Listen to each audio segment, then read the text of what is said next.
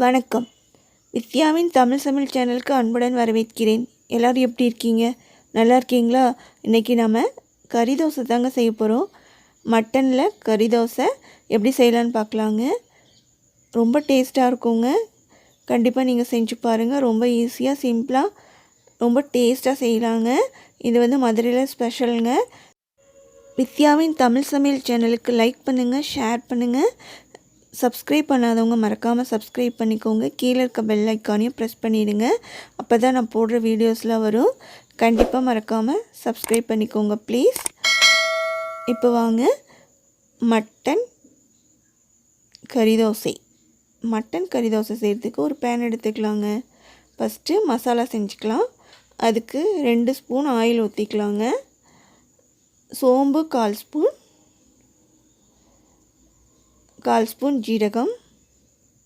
இது நல்லா பொரிஞ்சதுக்கப்புறமா வெங்காயம் ஆட் பண்ணிக்கலாங்க. ஒரு சின்ன சைஸ் பெரிய வெங்காயம் சின்னதாக நறுக்குனது, ஒரு 10 சின்ன வெங்காயம் அது சின்னதாக நறுக்கி இதில் போட்டுக்கலாங்க. இது 2 வெங்காயம் போடுறதுனால டிஃப்ரெண்ட்டான நல்ல டேஸ்ட் கொடுக்குங்க கறிக்கு. உங்கள்கிட்ட சின்ன வெங்காயம் இல்லைன்னா பெரிய வெங்காயமே ஆட் பண்ணிக்கோங்க. இல்லை பெரிய வெங்காயம் இல்லைனா சின்ன வெங்காயம், அது உங்கள் விருப்பம் தாங்க. 2 ஆட் பண்ணோம்னா டிஃப்ரெண்ட்டான நல்ல டேஸ்ட் கொடுக்கும். வெங்காயம் நல்லா வேகட்டும். பொன்னிறமாலாம் ஆக வேணாங்க, வெங்காயம் நல்லா வெந்தால் போதும். அதுக்கப்புறமா இஞ்சி பூண்டு பேஸ்ட் 1/2 டீஸ்பூன் போட்டுக்கலாம். இஞ்சி பூண்டு பச்சை வாசனை போகிற வரைக்கும் நல்லா ஃப்ரை பண்ணி எடுத்துக்கலாங்க. இஞ்சி பூண்டு நல்லா ஃப்ரை ஆனதுக்கப்புறமா மசாலா ஆட் பண்ணிக்கலாங்க. மசாலாவுக்கு தேவையான பொருட்கள்: மஞ்சத்தூள் 1/4 ஸ்பூன் மஞ்சத்தூள் போட்டுக்கோங்க, 1/2 ஸ்பூன் மிளகாய்த்தூள், 2 டேபிள் ஸ்பூன் தனியாத்தூள், கொத்தமல்லி தூள், அதுக்கப்புறமா 1 டேபிள் ஸ்பூன் கரம் மசாலா. இதெல்லாம் போட்டு நல்லா ஃப்ரை பண்ணிக்கலாங்க. மீடியம் ஃப்ளேமில் இருக்கட்டும், ஹை ஃப்ளேமில் இருந்தால் கரிஞ்சிடும். இப்போ இது நல்லா ஃப்ரை ஆனதுக்கப்புறமா நம்ம ஒரு பச்சை மிளகாய் சின்னதாக கட் பண்ணி ஆட் பண்ணிக்கலாம். அதுக்கப்புறமா ஒரு தக்காளி சின்னதாக கட் பண்ணி ஆட் பண்ணிக்கலாங்க. இதுவும் நல்லா வேகணும். வேகிற வரைக்கும் நல்லா ஃப்ரை பண்ணி எடுத்துக்கலாம். இந்த டிஷ்ஷுக்கு தேவையான அளவு உப்பு 1 டேபிள் ஸ்பூன் உப்பு போட்டு நல்லா மிக்ஸ் பண்ணிக்கலாங்க. இப்போ அடுத்து எல்லாம் வெந்ததுக்கப்புறமா மட்டன் ஆட் பண்ணிக்கலாம். மட்டன் நல்லா கொத்தி வாங்கிட்டு ஆட் பண்ணிக்கோங்க. இப்போ நல்லா மிக்ஸ் பண்ணி விட்டுட்டு, நீங்கள் மட்டன் சால்னா இருந்ததுன்னா அதை ஒரு 2 டேபிள் ஸ்பூன் ஊற்றிக்கலாம். அப்படி சப்போஸ் இல்லைன்னா தண்ணி ஆட் பண்ணிவிட்டு நல்லா வேக வச்சுக்கலாங்க. கொஞ்சமாக தண்ணி ஆட் பண்ணிவிட்டு நல்லா வேக வச்சுக்கோங்க. இப்போ மட்டன் நம்ம கொத்தி வாங்கலைன்னா மிக்சியில் போட்டு அரைச்சிக்கலாங்க.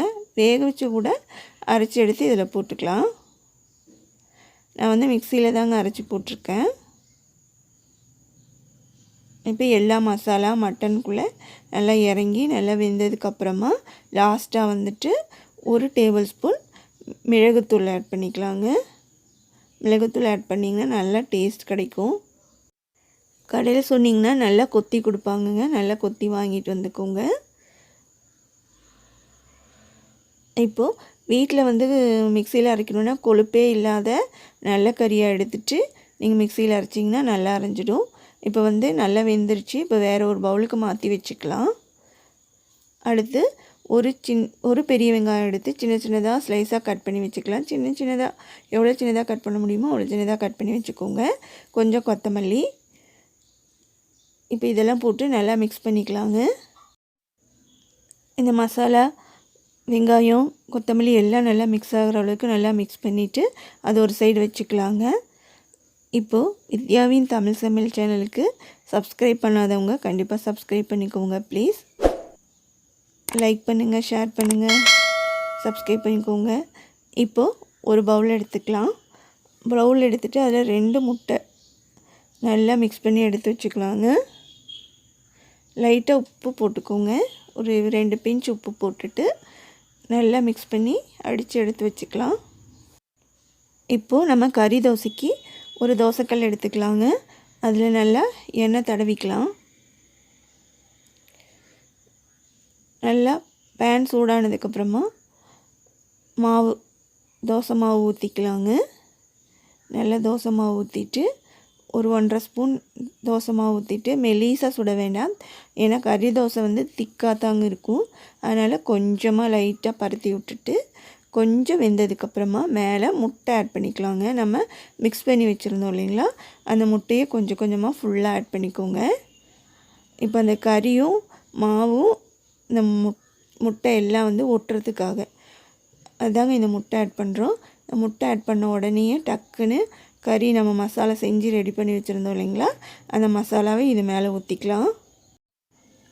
இந்த கறி வந்துட்டு உங்களுக்கு எவ்வளோ தேவையோ அவ்வளோ போட்டுக்கலாங்க. கொஞ்சமாக போடுறதுனால கொஞ்சமாக போட்டுக்கலாம், நிறையா போடுறதுனால நிறையா போட்டுக்கலாம். ஆனால் கொஞ்சமாக போட்டால் நல்லா டேஸ்ட்டாக இருக்குங்க.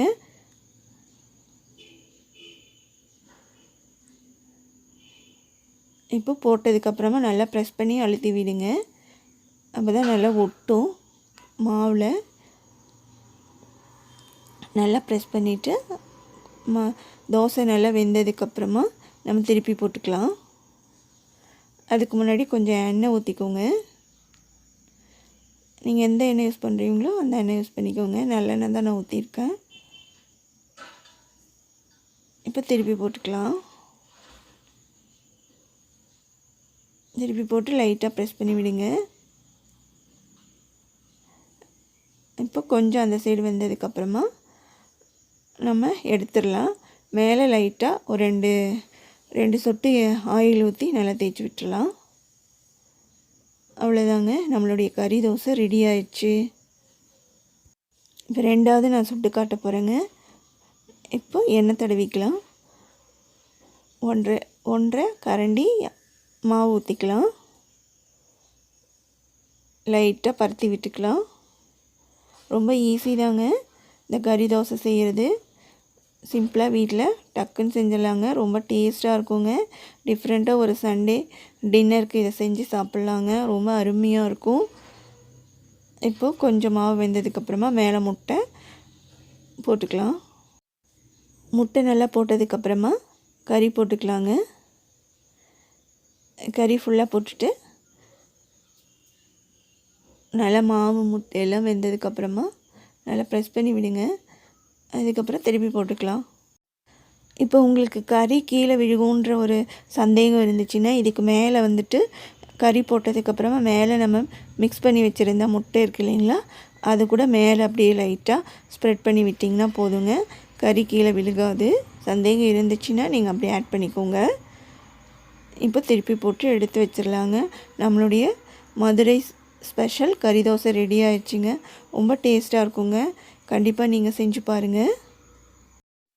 மட்டன் கறி தோசை செஞ்சு உங்கள் கருத்துக்களை மேலான கருத்துக்களை கீழே இருக்க கமெண்ட் பாக்ஸில் கண்டிப்பாக சொல்லுங்கள். உங்களுக்கு பிடிச்சிருந்தா வித்யாவின் தமிழ் சமையல் சேனலுக்கு லைக் பண்ணுங்கள், ஷேர் பண்ணுங்கள் உங்கள் ஃப்ரெண்ட்ஸுக்கெல்லாம். சப்ஸ்கிரைப் பண்ணலைன்னா கண்டிப்பாக சப்ஸ்கிரைப் பண்ணிக்கோங்க ப்ளீஸ். நன்றி, வணக்கம். எல்லோரும் ஹாப்பியாக இருங்க.